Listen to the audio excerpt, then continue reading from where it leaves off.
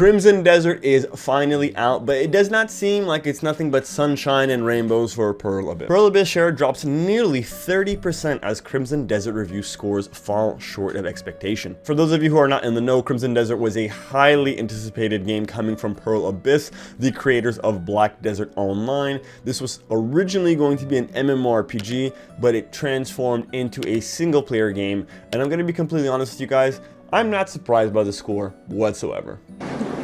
Bro, what are you talking about, man? Pearl Abyss shares fell sharply in early trading on March 19th after Crimson Desert review scores came in below what the market had anticipated. Following yesterday's disappointing review reception, a long-awaited action-adventure, Crimson Desert, the developers and publisher Pearl Abyss saw their shares drop 28.96% in early trading on March 19th, falling to 46,600 Korean won from the previous session, which can be seen as nothing but swift and perhaps a bit of a knee-jerk reaction from investors to the game's Metacritic score landing below everyone's expectations. Are you not embarrassed? This is really embarrassing. For me, I understand why the game is not going to be a 8 or 9 or a 10 out of a 10, because essentially this is a MMORPG that was turned into a single player game by an MMORPG development team. And usually in MMOs there's a lot of grinding, the story is a little bit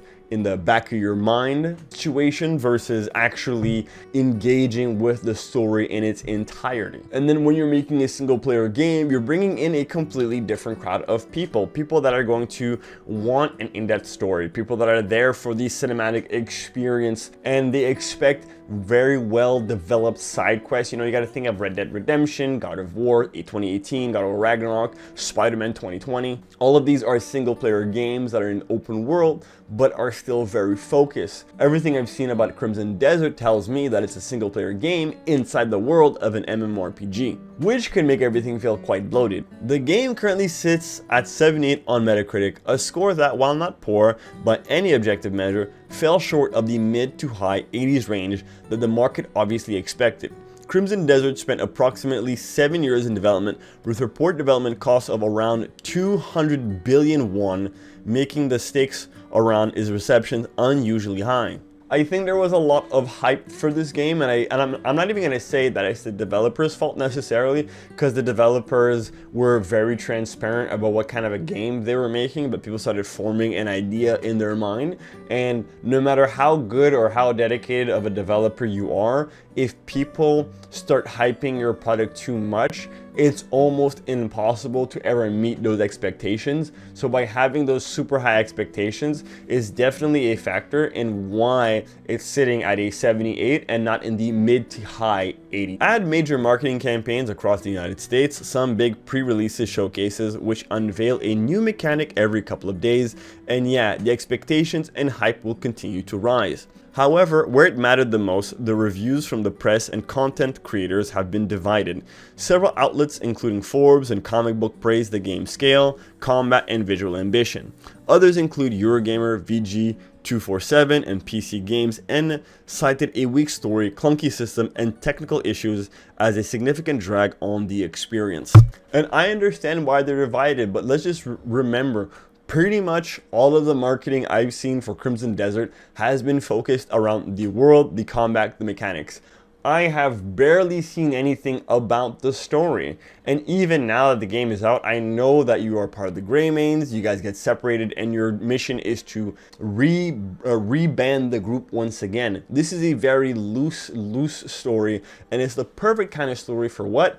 An MMORPG. Because this is an MMORPG game, right? The world is massive, the side activities are massive, you got 3 playable characters, which essentially play as 3 different classes.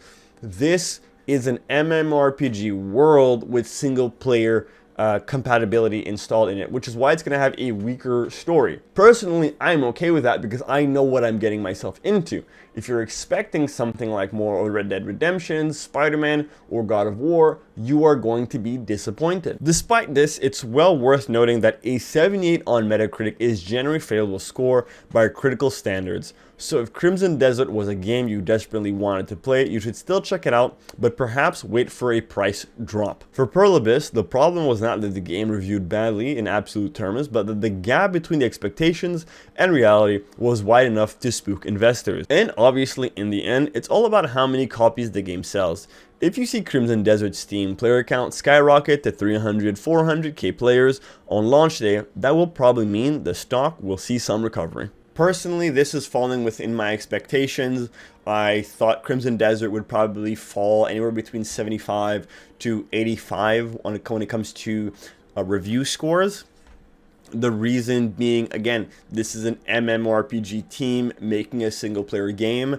I've played Black Desert Online. It's not really my game because I'm not an MMO kind of guy, but I can see the mechanics and I can appreciate what the team is doing. Now, for them to take those mechanics, refine them, and then put them in a single player game has me quite interested, which is why I'm still going to be picking up the game and I'm still going to be playing it. But what do you guys think? Do you think Pearl Abyss is going to be able to recover from this, or is this the beginning of the end? Personally, I don't think so. I think the stock is going to recover because they made a game, they were honest about what it is, and yeah, I think it's going to, if the game is good, they will find a way to recover. But that's going to be it for me. Let me know your thoughts in the comment section down below. While you're down there, don't forget to like, share, favorite, and subscribe because it puts a smile on my face. As always, thank you so much for watching, and I'll see you guys next time. Peace. Let's hit 500 subs.